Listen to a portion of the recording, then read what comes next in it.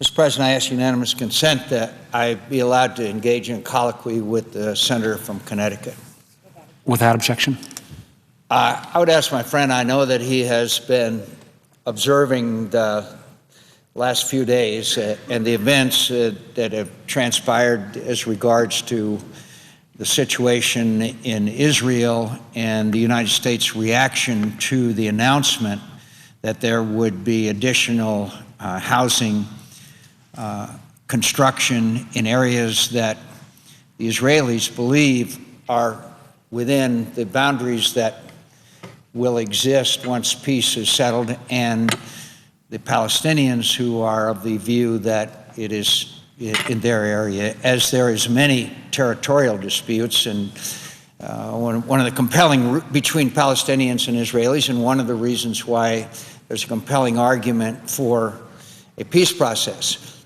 I know that my friend from Connecticut is disturbed as I am about the level of tension and the public discourse that's been going on, which can not only not be helpful to Israeli-U.S. relations, but also to the ability of Israel to deal with other tensions in the region and the threats, the existential threats they face from their neighbors who have threatened their extinction. So I've had the great pleasure and honor of traveling to Israel on numerous occasions with my friend from Connecticut.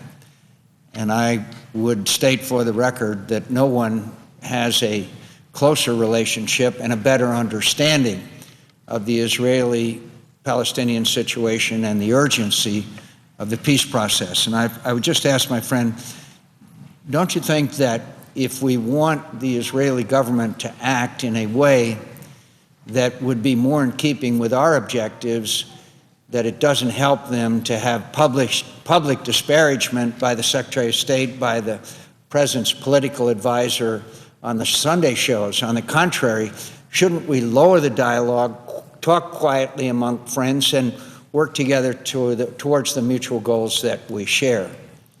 Mr. President, I thank my friend from Arizona for the question and for the opportunity to engage in this dialogue on the important and troubling course of relations at this moment between the U.S. and Israel. Mr. President, I've been asked to ask consent that this colloquy be conducted as if in morning business. Without objection. I thank the chair.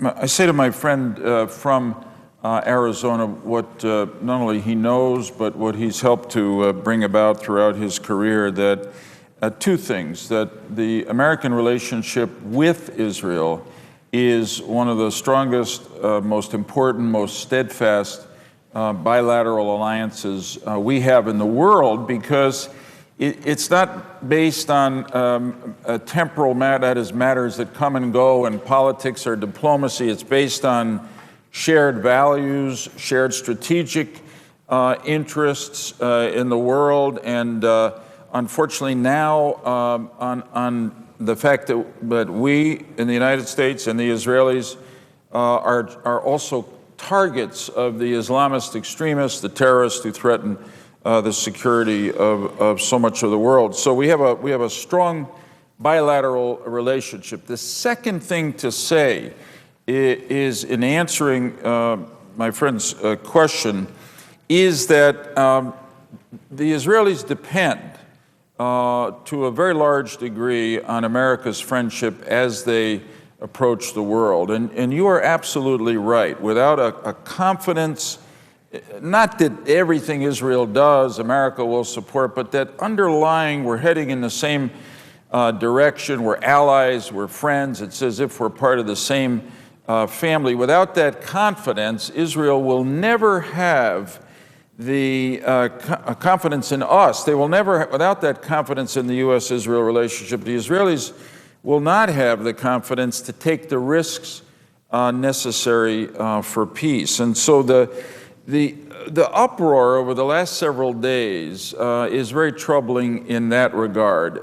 Vice President Biden, as my friend knows, went to Israel really to reset the relationship. Unfortunately, at that time, from all the Israeli government says, I have no reason to doubt them, a bureaucratic decision was made within one department of the government, the Ministry of the Interior, to issue a permit. I gather one of 7 permits necessary within the next few years for this building project to take place. And it has become not just a bureaucratic mistake, but a major, for the moment, source of division between our ally Israel and ourselves, and it doesn't really help anyone to continue this. I just want to say briefly to my friend, because you said something that most people don't know, and this is my understanding of the situation. The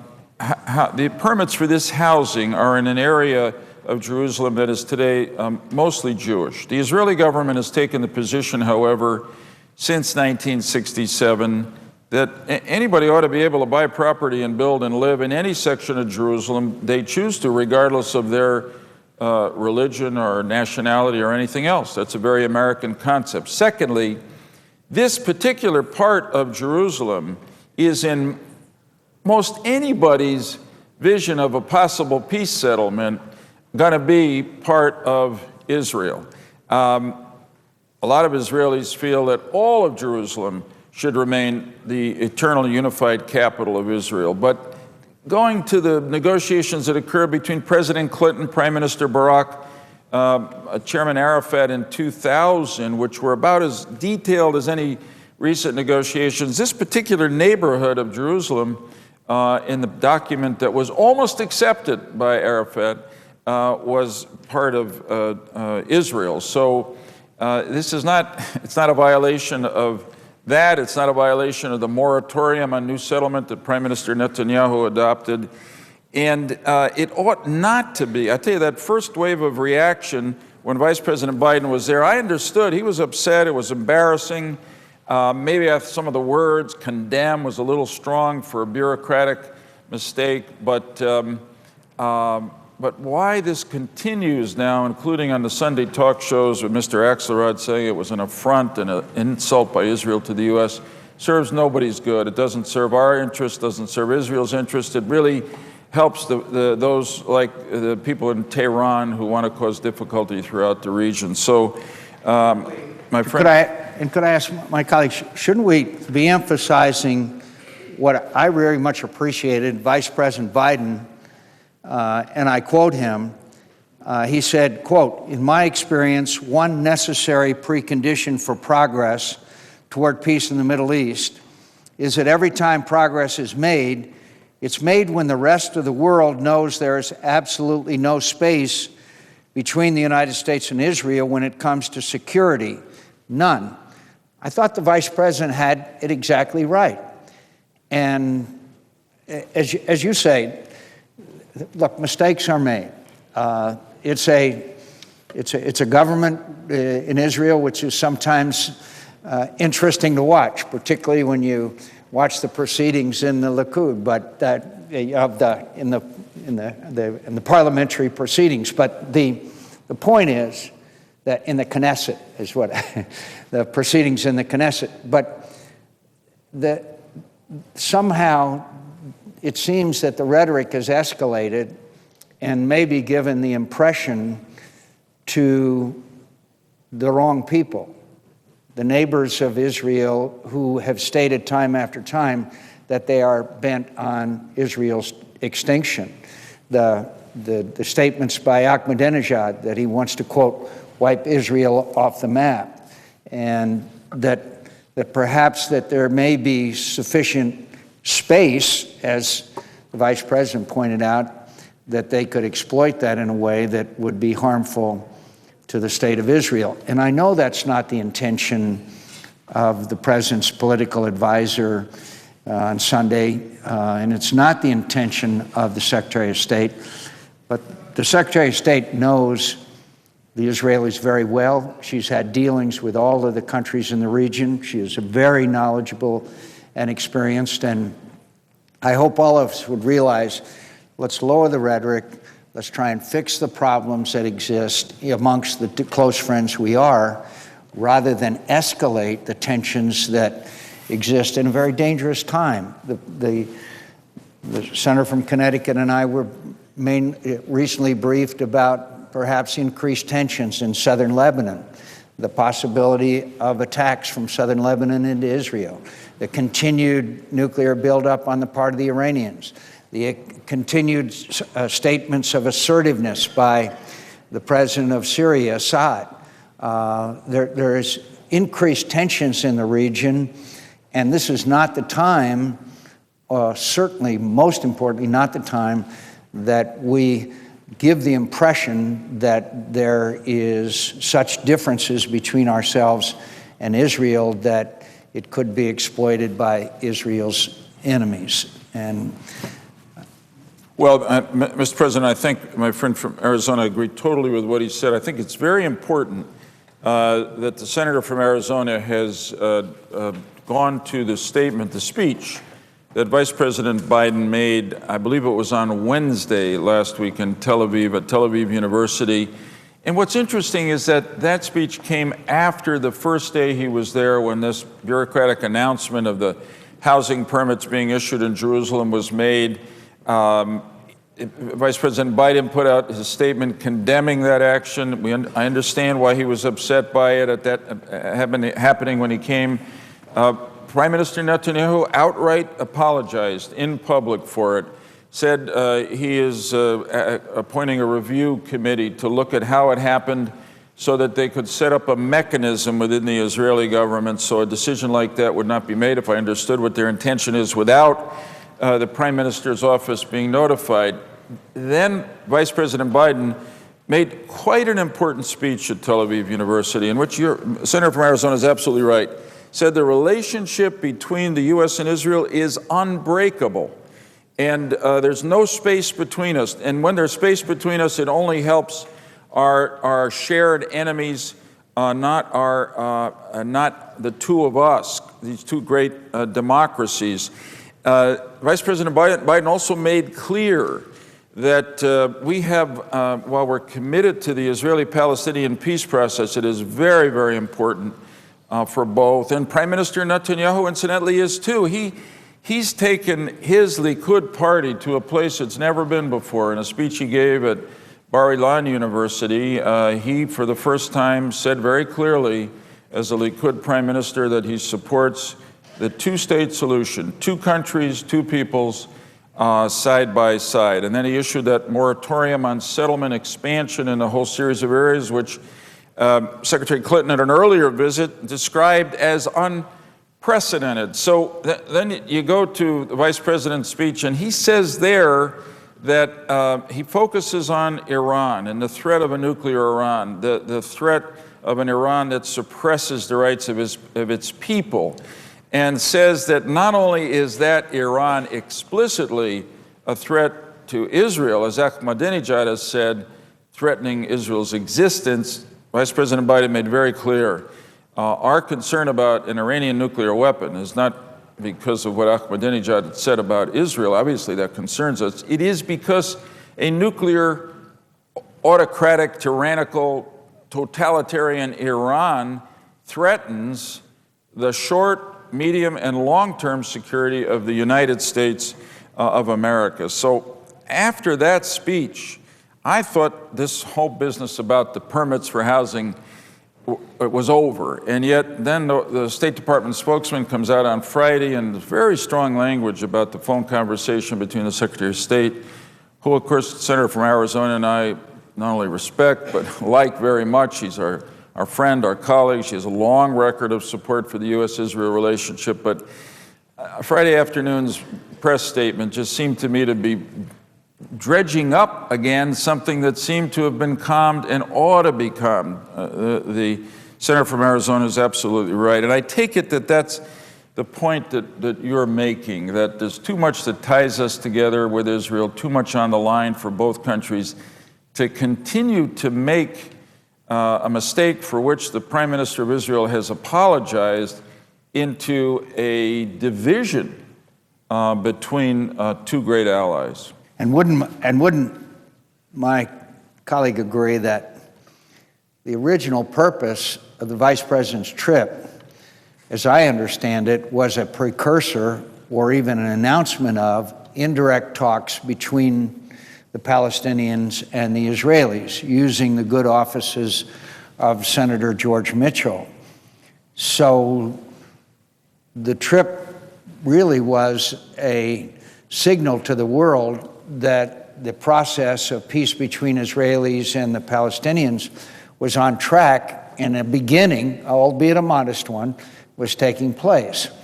So it might be well if our friends in the administration and other places in the United States, we could start refocusing our efforts on the peace process, which came very close to beginning. Again, modest, indirect, but still a beginning of peace talks, and emphasize the need to commence those, assure our Arab friends in the region of our commitment to the Palestinian-Israeli peace talks, and move forward in that direction, and understand that the Prime Minister of Israel has apologized, and he's tried, as the senator from Connecticut pointed out, trying to put in a mechanism to make sure that an incident of this nature would not arise again.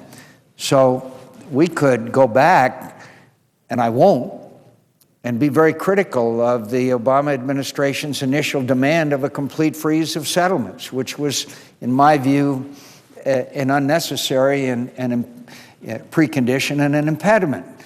But that's done also.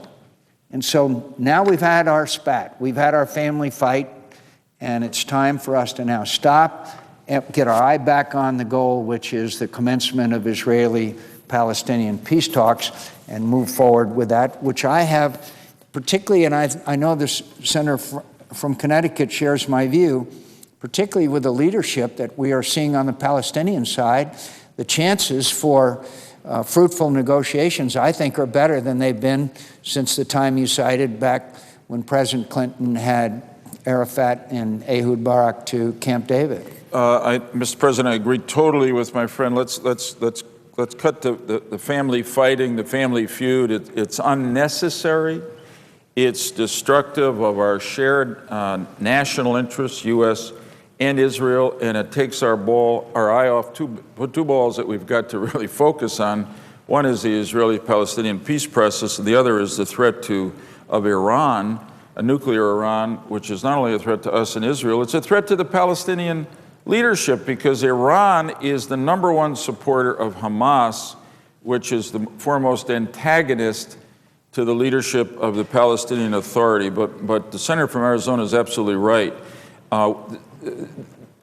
Peace between the Israelis and the Palestinians requires very difficult, delicate negotiations. But we're at a moment, and my friend and I were together in Israel and the Palestinian areas in January of this year, and we met with the leadership. And it's an interesting moment, because in both countries, the economy is doing pretty well. The Palestinians have seen a real surge in economic growth. Security is better on both sides.